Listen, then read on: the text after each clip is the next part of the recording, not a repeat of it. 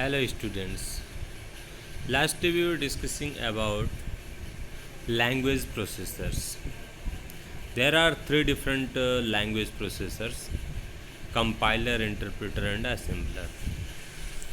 Last day we discussed about compiler and its working. Today we will discuss about the interpreters, how interpreter works. Well, interpreter is a language processor that translates, converts,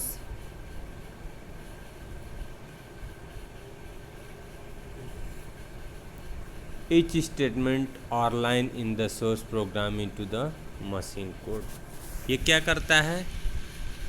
Each statement or line of source program is converted into machine code and executes immediately before processing on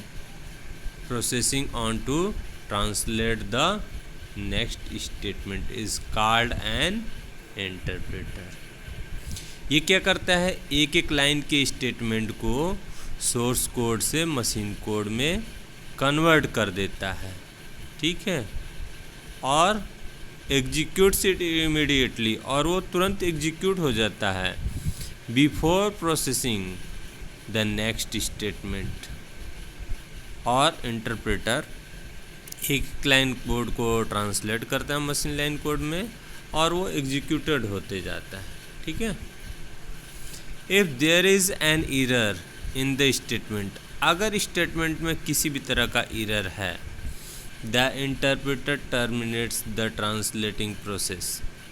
तो जो interpreter होता है वो translating process को क्या करता है?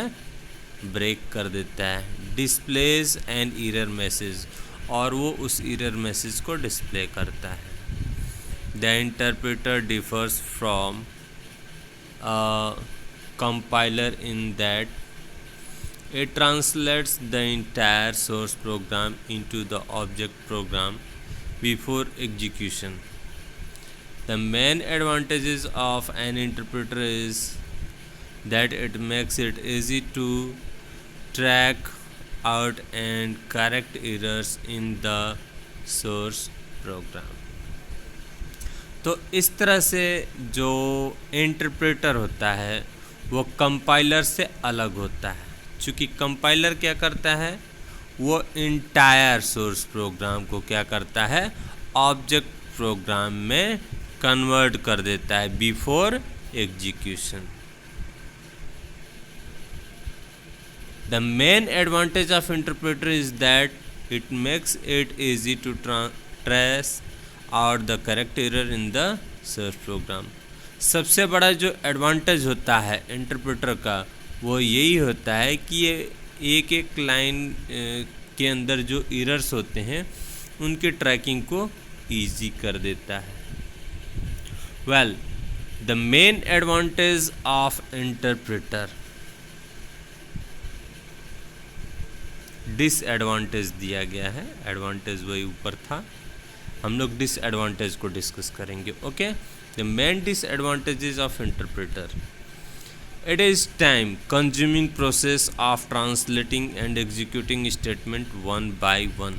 चूँकि ये एक एक लाइन स्टेटमेंट को एग्जीक्यूट करता है, इसलिए जो इसकी प्रोसेसिंग टाइम है वो क्या है? थोड़ा स्लो है. each time the program is run the source code is translated and executed. और जब भी हम प्रोग्राम को रन करते हैं तो सोर्स कोड को क्या करता है? वो ट्रांसलेट करता है एंड देन एग्जीक्यूट, और उसके बाद एग्जीक्यूट करता है. For this you have to have a translator program, और इसके लिए आपको ट्रांसलेटर प्रोग्राम यानी कि इंटरप्रेटर की ज़रूरत होती है. आपके कंप्यूटर में परमानेंटली इंटरप्रेटर होना चाहिए. Okay. The next device is assembler.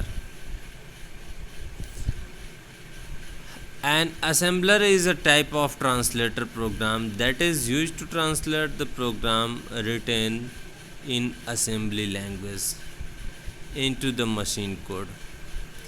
assembler जो होता है वो असेंबली लैंग्वेज प्रोग्राम को मशीन कोड में ट्रांसलेट कर देता है। An assembler performs the translation process in a similar way as compiler. और एक जो असेंबलर होता है वो जो ट्रांसलेशन प्रोसेस है वो ठीक कंपाइलर की तरह ही करता है। But an assembler works for low level, लेकिन जो एक असेंबलर होता है वो लो लेवल के लिए वर्क करता है। किसके लिए वर्क करता है? It works for the low level programming language while a compiler works for the high level programming language। Okay, तो इस तरह से आप लैंग्वेज प्रोसेसर्स के बारे में समझ गए। अब हम डिस्कस करेंगे utility softwares. Well, system utilities that are also known as service routine और यूटिलिटी सॉफ्टवेयर, इसको सर्विस रूटीन या फिर यूटिलिटी सॉफ्टवेयर भी कहते हैं। Helps in managing and optimizing computer hardware and application software. ये क्या करता है? ऑप्टिमाइज करता है। क्या करता है? ऑप्टिमाइज करता है। Optimize computer hardware and application software. This software performs a range of task like housekeeping operation, scanning and cleaning virus programs, creating backup and recovering files, improving the system performance by defragmenting the hard disk, cleaning the disk, monitoring the hardware, etc. There are many different types of utility software।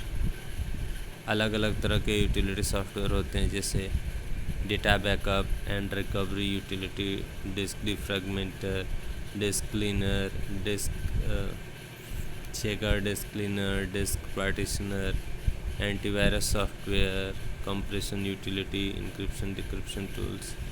ये सब जो हैं ये different utility softwares होते हैं।